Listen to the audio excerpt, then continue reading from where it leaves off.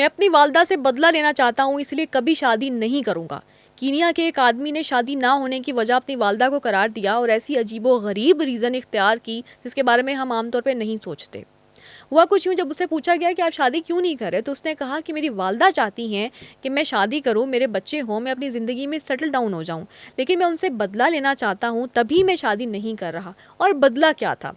बदला ये था कि जब मैं छोटा था, 10 साल का था, मैंने अपनी वालदा से एक खिलौना लेने का तकाज़ा किया था और मैंने हर तरह से कोशिश की कि मेरी वालदा मुझे वो खिलौना ले दें। रो के भी कोशिश की, मनाने की कोशिश की, जितना मैं कर सकता था मैंने किया, लेकिन मेरी वालदा ने मुझे वो खिलौना नहीं दिलवाया।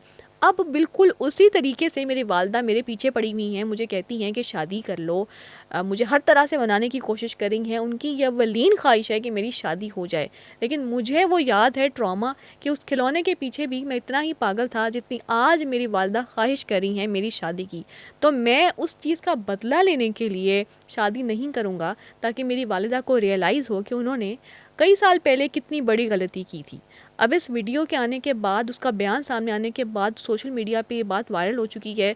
कुछ लोग इसको हँसी में उड़ा रहे हैं, लेकिन कुछ लोग ये भी कह रहे हैं कि बच्चों के ज़हनों में जो गुस्सा या ट्रॉमा बचपन में रह जाता है, उसको ख़त्म अगर वक्त पर ना किया जाए, तो वो ऐसे ही बाहर निकलता है जैसे इस कीनिया के आदमी के जहन से बाहर निकल रहा है। कुछ लोगों ने इस आदमी को ज़हनी माजूर भी करार दिया और कुछ ने कहा कि इसको साइकोलॉजिकल ट्रीटमेंट की ज़रूरत है।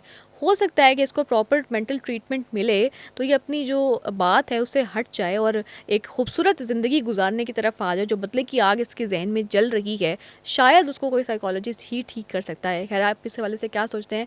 कमेंट्स में राय ज़रूर दीजिएगा। हमें दीजिए इजाज़त। अल्लाह हाफ़िज़।